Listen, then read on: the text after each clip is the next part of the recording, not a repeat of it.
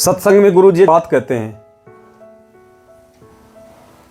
कि कोई जीव मेरे से नाम दीक्षा लेके अगर विचलित हो जाएगा, नाम को तोड़ देगा, खंड कर देगा, 2 4 5 साल भक्ति करी, मरने के बाद तो नाम की कमाई मिलनी है उसको, विष्णुपुरी में चला जाएगा, ब्रह्मा लोक में चला जाएगा, शिव जी के लोक में चला जाएगा।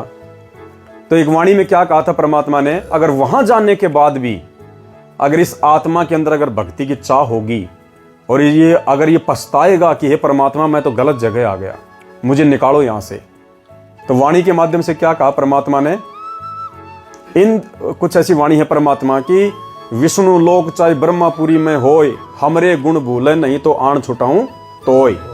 ऐसी वाणी है ना परमेश्वर की। इंद्र कुबेर ब्रह्मापुरी चाहे विष्णु लोक में होय, हमरे गुण भूले नहीं तो आण छुटाऊं तोय।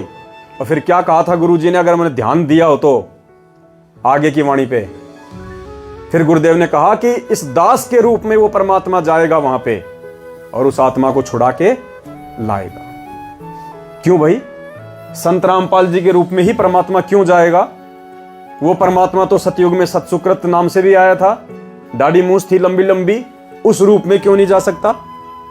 वो तो त्रेता में मुनिंद्र ऋषि के रूप में भी आया था, उस रूप में क्यों नहीं जा सकता? द्वापर में वो करुणामय ऋषि के रूप में आया था, उस रूप में जाके क्यों नहीं छुड़ा सकता? 650 साल पहले दाढ़ी मूंछ वाले कबीर जी वाली शकल में आया था, उस रूप में जाके क्यों नहीं छुड़ा सकता? ये संत रामपाल जी वाले रूप में ही क्यों जाएंगे परमात्मा? क्योंकि ये परमेश्वर का वास्तविक रूप है। यही रूप है परमपिता परमेश्वर सतगुरु रामपाल जी भगवान का सतलोक में। ये वास्तविक रूप है परमेश्वर का। इसीलिए परमात्मा कहते हैं साधु दर्शन राम का मुख पे बसे सुहाग, और दर्शन उन्हीं को होते हैं जिनके पूर्ण भाग। परमात्मा के दर्शन, इसलिए परमात्मा कहते हैं कि हे पुण्यात्माओं,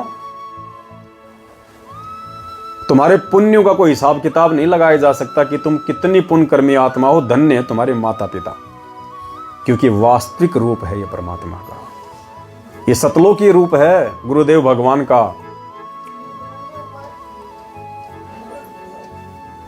तो जैसे मैं रात को सोकर सोने के लिए गया, तो बिस्तर पे जैसे मैं लेटा, थोड़ी देर बाद में स्वयं कबीर साहब आए लेने के लिए। तो मैंने देखा स्पष्ट रूप से, तो मैंने कहा ये कौन है? तो मैंने उनसे पूछा कि आप कौन है? कि अच्छा बेटा बताओ मैं कौन लग रहा हूँ आपको? मैंने कहा आप कोई भगवान ही लग रहे हैं। अरे मैं भगवान ही तो हूँ। मैंने बहुत ध्यान से देखा कबीर साहब के गोल्डन कलर के हेयर, सुनहरे बाल और रक्त वर्ण का, और वो जीवा से नहीं बोल रहे, ध्वनि से उनसे बात हो रही थी मेरी। तो मैंने उनसे थोड़ा प्रश्न पूछना चाहा। मैंने कहा उन्होंने मेरे को टोपी उतार के मेरे को बताया कि मेरे को ये 2 गुप्त मंत्र हैं, तत् और सत मेरे को दे दो। तो मैंने कहा परमात्मा, ये अगर आप परमात्मा है तो ये मेरे पास नहीं है कि मेरे पास है। आप ऐसा करो बरवाला आ जाना। तो मैंने कहा बरवाला में तो रामपाल जी रहते हैं। तो उन्होंने मेरे को बताया कि मैं ही रामपाल हूँ और आप वहां पर आ जाओ। कहा ठीक है। जाते जाते उन्होंने मेरे से कहा कि देर मत करना, बहुत तेजी से समय निकल रहा है बेटा, तुरंत चले आओ।